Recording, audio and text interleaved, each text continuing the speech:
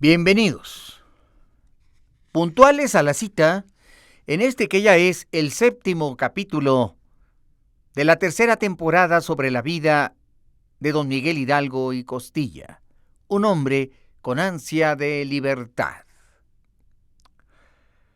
La huida de Hidalgo llegó hasta la hacienda de Pabellón.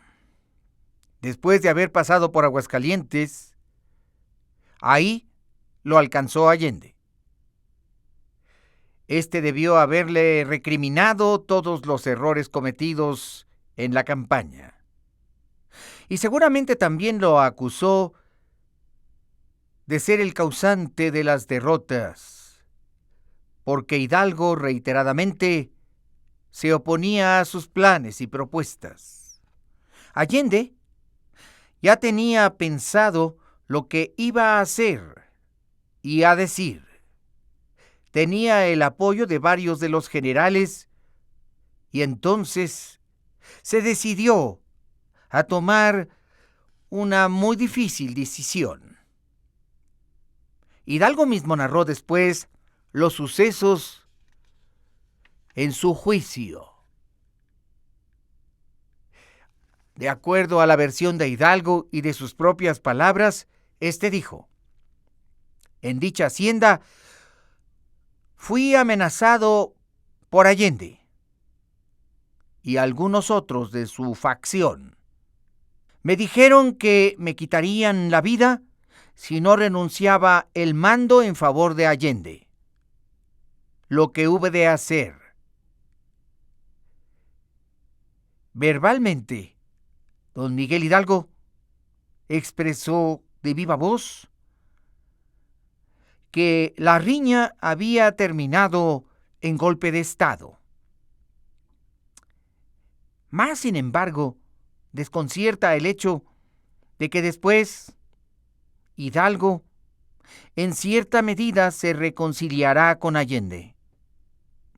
Continúa diciendo Hidalgo de viva voz en su proceso.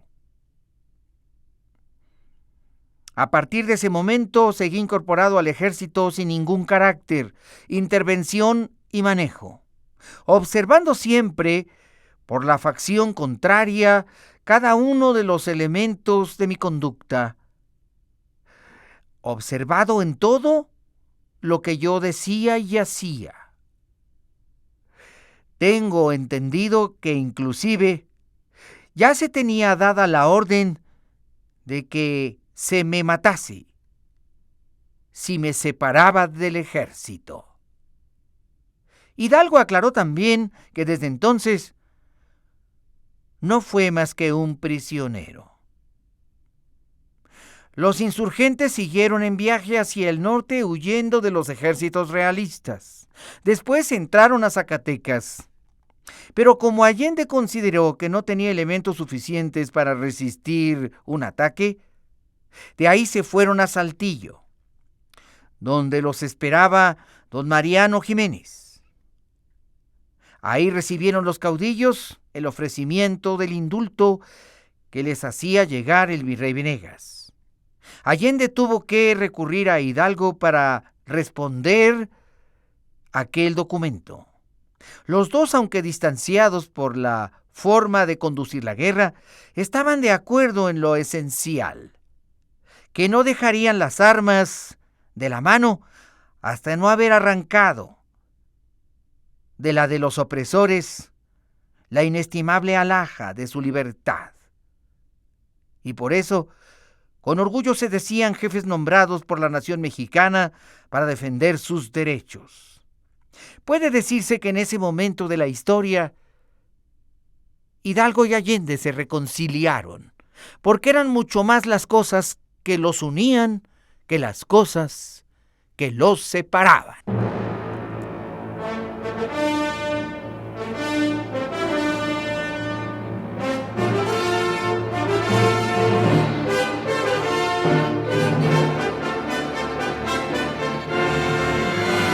Esto es Encuentros con la Historia. Hoy presentamos el séptimo capítulo de la tercera temporada de Un hombre con ansia de libertad. Sobre la vida del libertador Miguel Hidalgo y Costilla. Productor ejecutivo y productor general, Ignacio Salgado Liñán.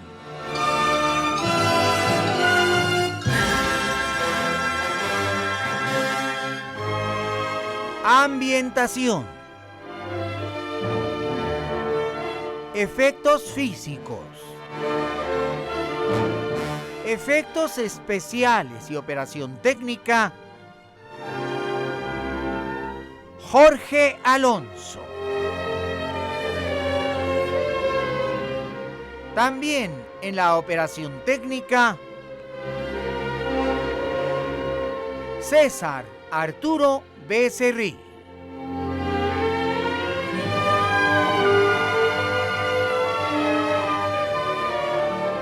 Investigación histórica e investigación musical, Felipe Saldívar.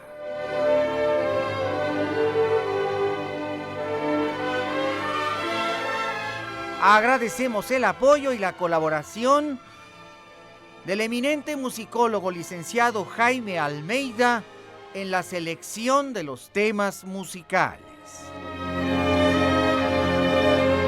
Agradecemos el apoyo de los historiadores del Colegio de Historia, de la Facultad de Filosofía y Letras de la Universidad Nacional Autónoma de México.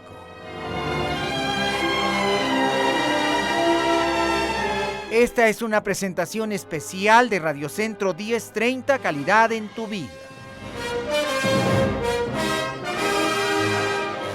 Este es un proyecto de Grupo Radio Centro en conmemoración del bicentenario de la Independencia de México y de la Revolución Mexicana y su centenario.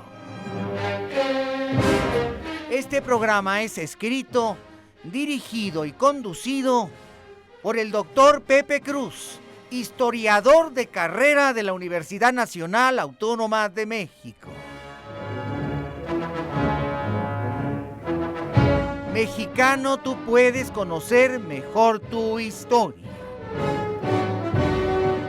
Haz un esfuerzo adicional,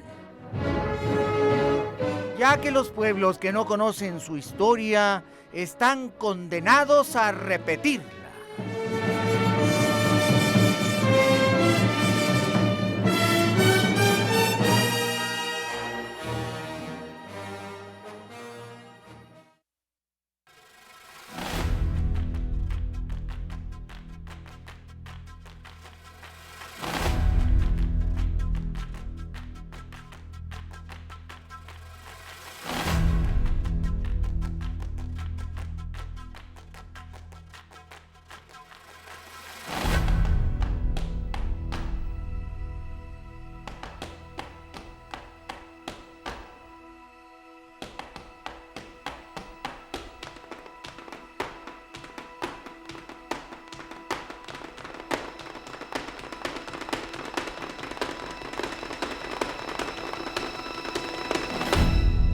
En la ciudad de Saltillo.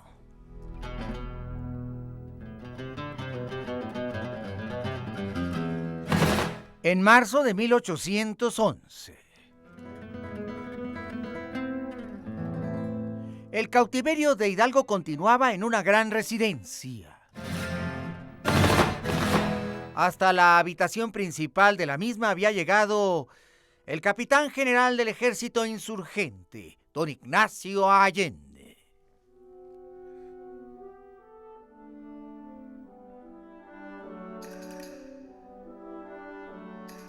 La puerta se abrió.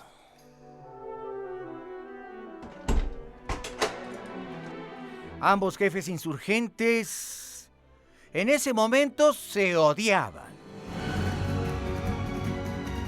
Pero era mucho más el amor que el odio. Habían compartido tantos ideales los dos. Habían hecho tantos planes juntos. ninguno de ambos había dado muestras de una verdadera traición. Eran sencillamente dos maneras diferentes de ver la vida, de empujar la independencia. Dos formas diferentes y contrastantes, pero un solo anhelo. Y lo que los unía era mucho mayor que lo que los separaba.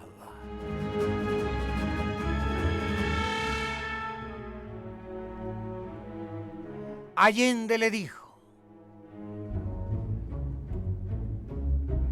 esta es la proclama del virrey Venegas. En ella nos invita a aceptar el perdón.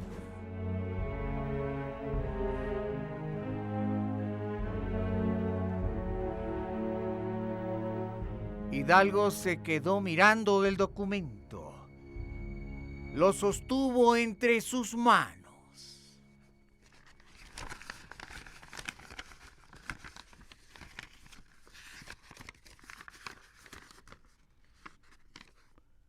Después comentó: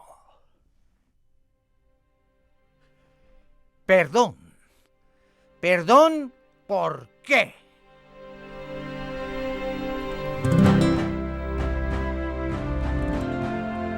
No se puede amar a un rey que, como padrastro cruel, administra la América. El perdón se le otorga a los bellacos, a los truanes, a los criminales y a los ladrones. Nosotros no somos ninguna de esas cosas.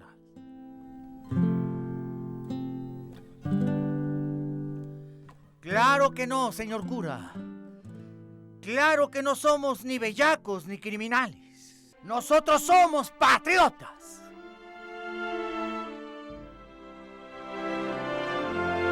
Nos levantamos en armas por el bien general. Hemos sido nombrados por la nación mexicana para defender sus causas y sus derechos.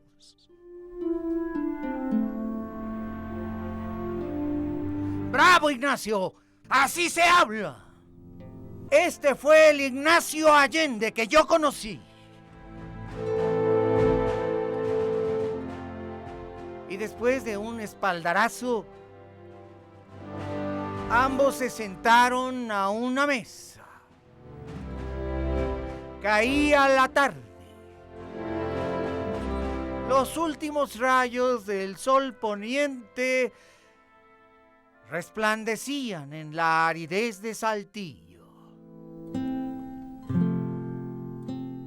Ambos hombres, en completa quietud y silencio, pidieron no ser molestados.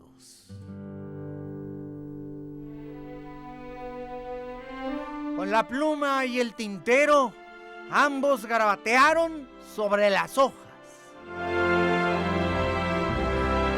Se miraban el uno al otro.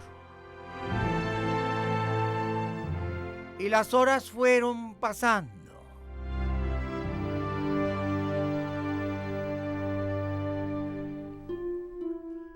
La noche llegó. Y la redacción del documento aún no estaba lista. Los dos caudillos decidieron, después de apuntar cada uno sus ideas, elaborar un borrador definitivo.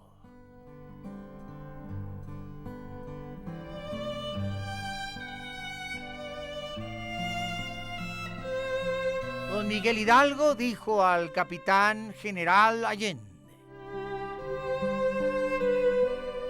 escucha esto, Ignacio. Creo que el documento debería comenzar en este tenor.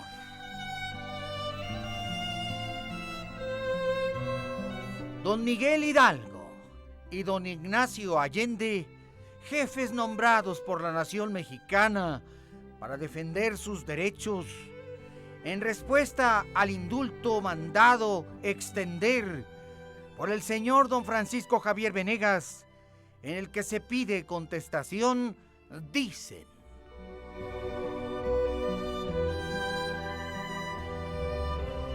muy bien, don Miguel, muy bien. Hagámoslo en limpio. Usted me dicta y yo escribo.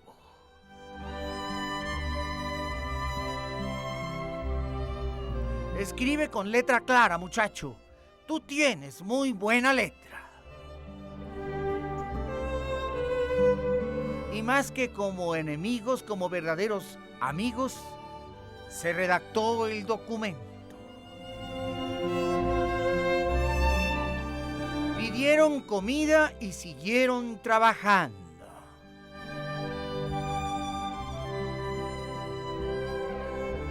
A pesar de que algunos historiadores dijeron que a estas alturas los dos caudillos se odiaban,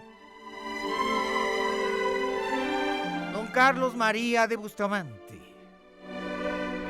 la mejor pluma que escribió sobre sus vidas en el cuadro histórico de la Revolución de Independencia, sostiene: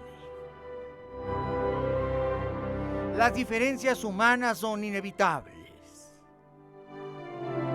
pero yo nunca vi más allá de estas diferencias encono alguno.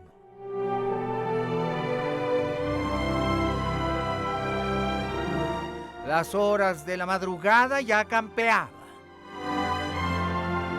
y los dos caudillos seguían trabajando en el texto, el cual ya casi estaba completamente listo. A los dos grandes caudillos casi se les rozaban los ojos de lágrimas. Lo habían empeñado todo por aquella causa. Sus haciendas y patrimonios. Habían comprometido a sus familias y su futuro militar y eclesiástico. ¿Cómo no habían de estar conmovidos? ¿Cómo habrían de aceptar indulto alguno? Como si eran hombres de convicción absoluta. Llegó a pensar el virrey que dirían que sí. Aquellos hombres estaban hechos para la guerra, para la resistencia, para el honor,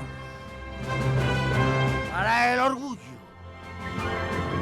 Eran incapaces de traicionarse a ellos mismos.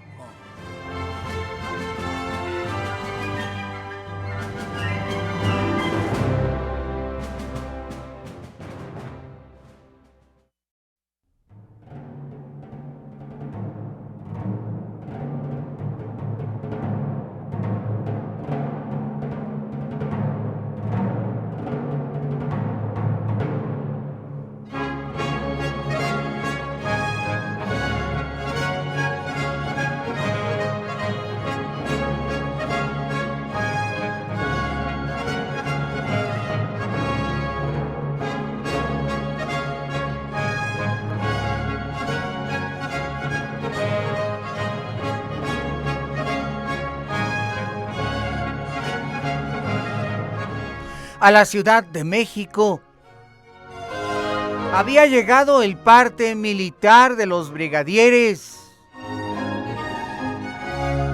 Calleja y de la Cruz. Un oficial de alta graduación extendía al señor virrey Venegas el documento.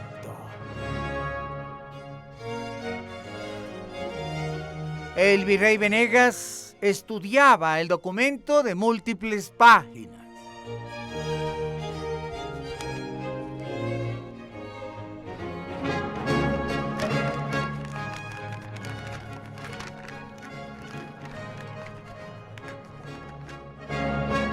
Y a medida que iban pasando las páginas, la sonrisa del virrey se tornaba cada vez más enorme.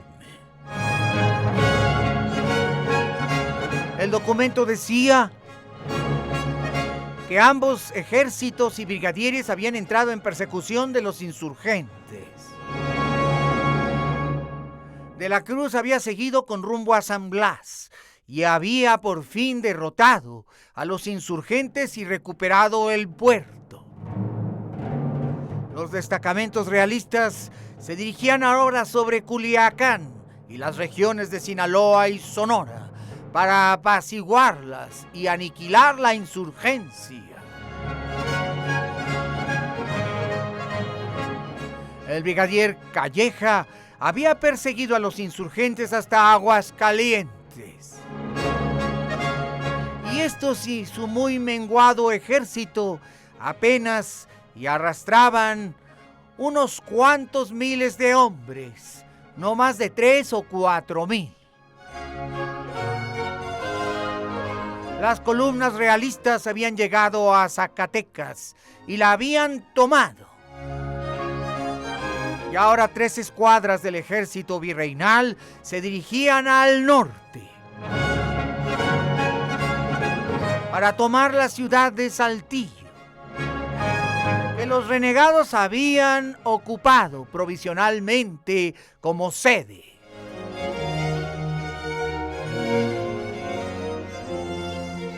El virrey enloqueció de gusto y consideró la campaña culminada. Calleja aseguraba que en unas cuantas semanas caerían en sus manos los caudillos rebeldes y serían pasados por las armas. El virrey ordenó un gran sarao de conmemoración y jubileo y una docena de misas en 12 de los templos más importantes en honor a la patrona de los ejércitos virreinales. La guerra de las vírgenes había comenzado.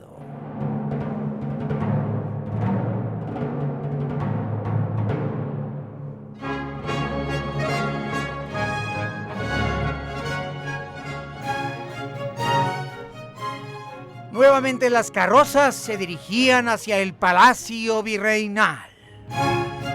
Toda la corte en gran alborozo y revuelo aplaudía al señor virrey cuando éste anunció: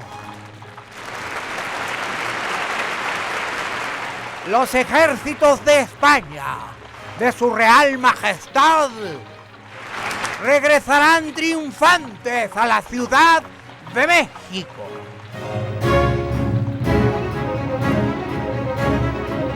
El peligro se aleja y el reino prosperará de nuevo.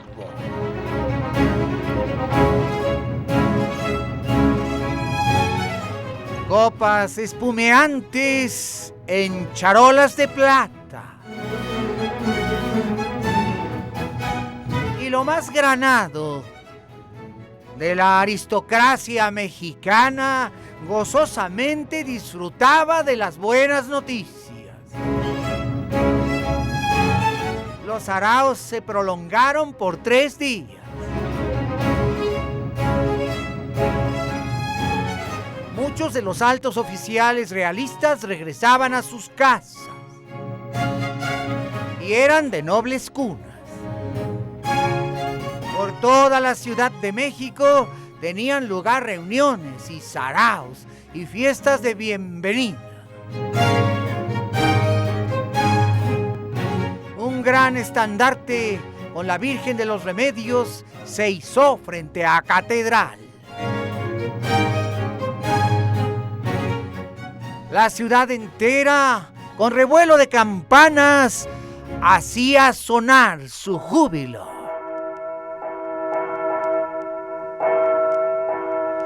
A despecho de los guadalupes, como Leona Vicario y Andrés Quintana Roo, la Güera Rodríguez y la propia Josefa Ortiz, que había sido trasladada a la Ciudad de México. Los guadalupes aún seguían conspirando a favor del padre Hidalgo. y se lamentaban de aquellas fiestas y regocijos diciendo: ya lo verán, muy pronto ya lo verán, la insurgencia triunfará.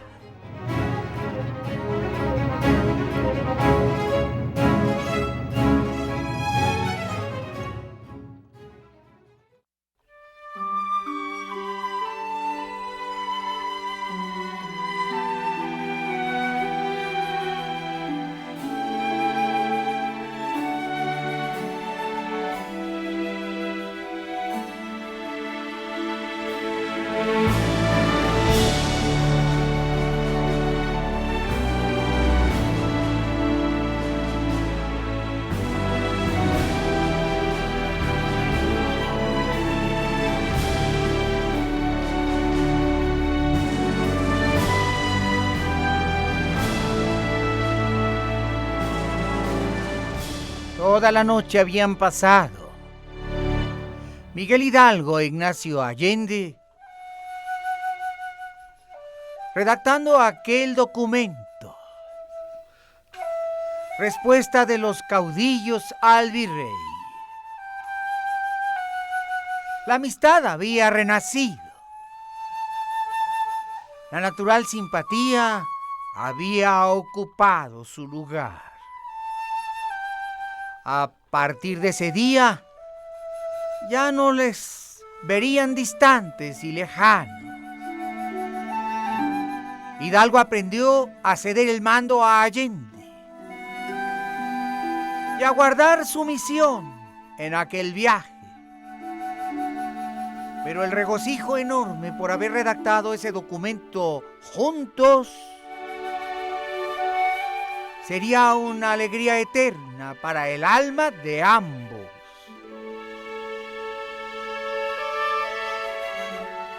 Y por eso dice Bustamante: en aquella mañana, con buen apetito, los dos desayunaron y sonrieron.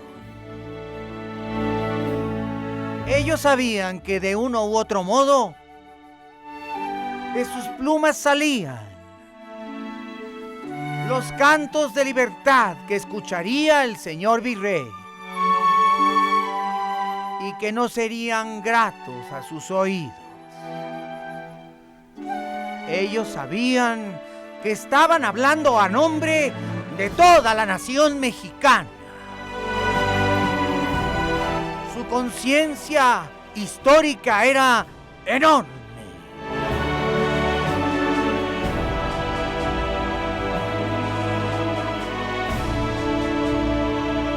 Y cuando la redacción definitiva quedó terminada, en un solo documento plasmada, entró el licenciado Ignacio López Rayón,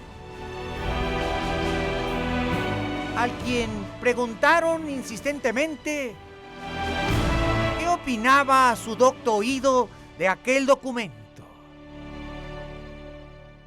Versado en leyes y en letras, Ignacio López Rayón leyó el manuscrito. Una gran sonrisa brotó de sus labios y exclamó: aquí se dice lo que se quiere decir. Es un no elegante y definitivo.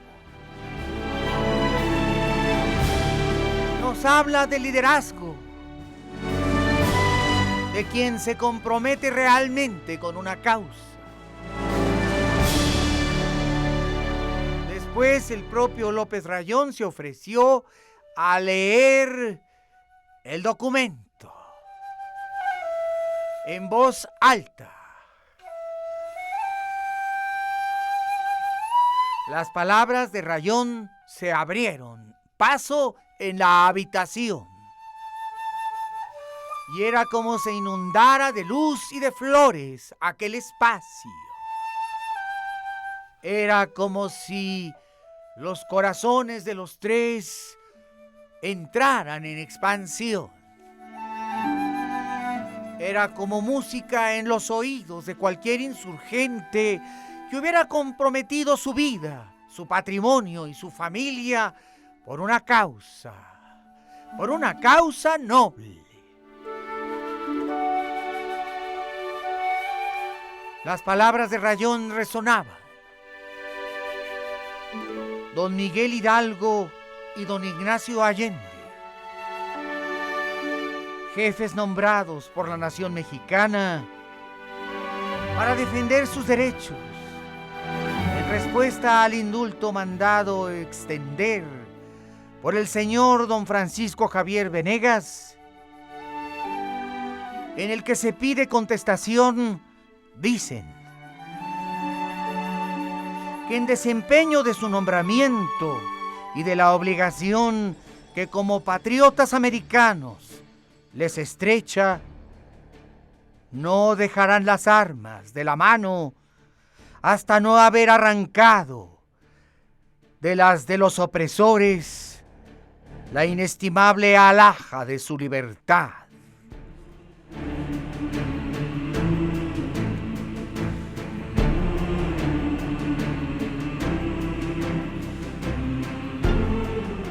Y afirman que están resueltos a no entrar en composición alguna, sino es que se ponga por base la libertad de la nación y el goce de aquellos derechos que el Dios de la naturaleza concedió a todos los hombres. Derechos verdaderamente inalienables y que deben sostenerse con ríos de sangre si fuere preciso.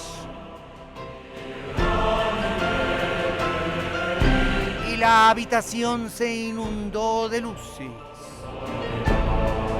y aquellos hombres bragados, feroces para la batalla, empezaron a llorar como niños, pues sus corazones conmovidos respondían con valor y con honor al reto de la tentación de retirarse a sus hogares y abandonar la causa. Pero aquellos hombres de hierro respondían con orgullo, fortalecidos por la convicción de su causa y de la nobleza de sus objetivos. Y las palabras vertidas en aquel documento seguían siendo expresadas por Rayón. El indulto, señor excelentísimo, es para los criminales, no para los defensores de la patria.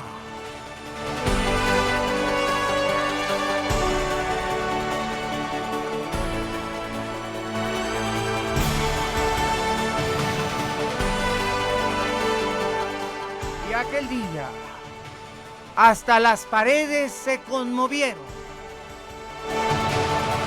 porque aquellos hombres de honor inconmensurable, al firmar aquel documento de bella y corta extensión, sabían y tenían perfectamente claro que estaban firmando su sentencia de muerte por amor a México. Aquellos padres fundadores sabían y tenían conciencia precisa de que su vida estaba en prenda y a cortos meses, quizás semanas, darían su sangre gustosos.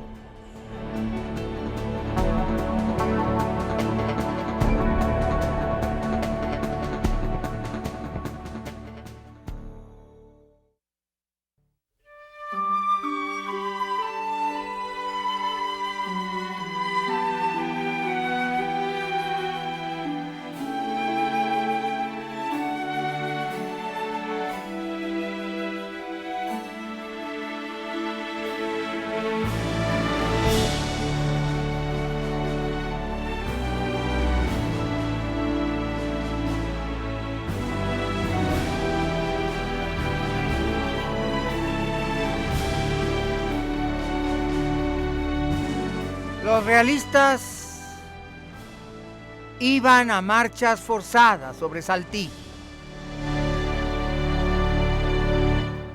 Los insurgentes no tuvieron más remedio que abandonar precipitadamente la ciudad. Pero antes, el 16 de marzo de 1811, hicieron una junta de guerra para tomar decisiones. Allende, Aldama, Abasolo, Hidalgo y otros patriotas, generales todos del ejército insurgente, tomaron la decisión de ir a Monclova, capital de la Nueva Extremadura, para cruzar el desierto de Coahuila y el de Texas con rumbo a los Estados Unidos, para desde ahí equiparse y conseguir armamento y regresar para continuar con la guerra de independencia.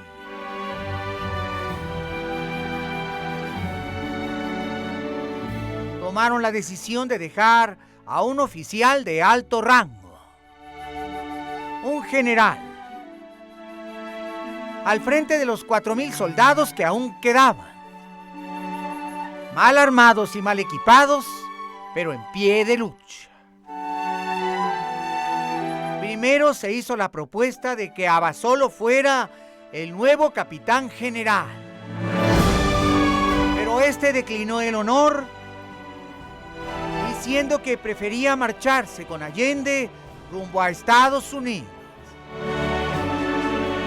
Ninguno de los principales caudillos quería tomar las riendas. E inesperadamente, un civil, don Ignacio López Rayón, dijo a los ahí reunidos: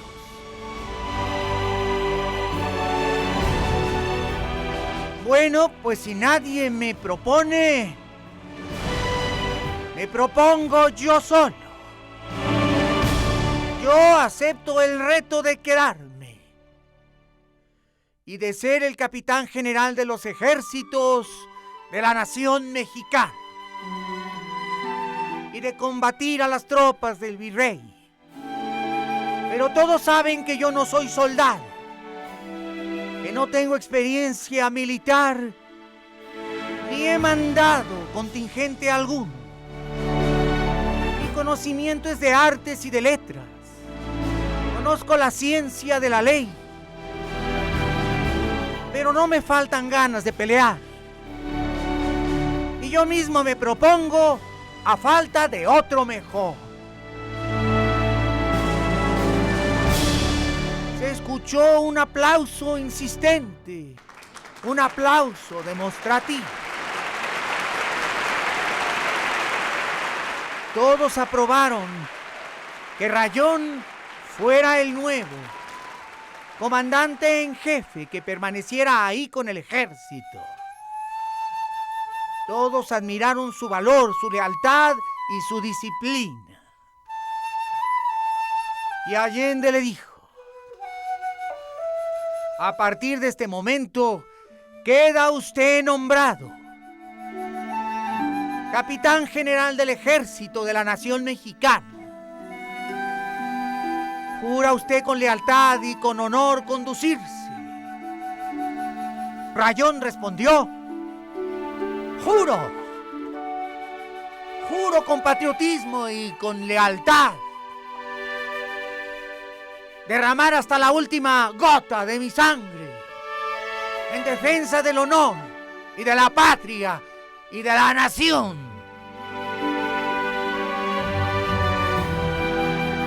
Y todos, conmovidos, aplaudieron.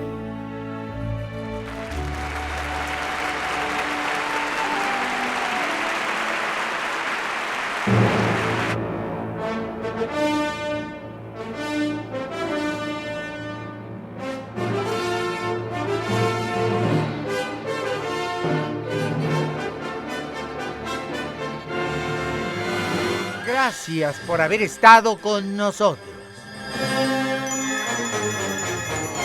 Faltan solo 3 capítulos de la vida de don Miguel Hidalgo y Costilla. El Libertador. No vayas a perdértelos. El conocimiento de la historia nos hace mejores personas. Y el conocimiento de la historia mexicana nos transforma en mejores mexicanos. Mexicano, tú puedes conocer mejor tu historia. Haz un esfuerzo ahora. Y a nombre de Radio Centro 1030, calidad en tu vida, y de Grupo Radio Centro y todos mis compañeros en el ejercicio de esta labor, te invito para que estés con nosotros mañana, por la misma estación y a la misma hora. Porque en el 1030 de Radio Centro, todos los días del año son días de encuentros con la historia.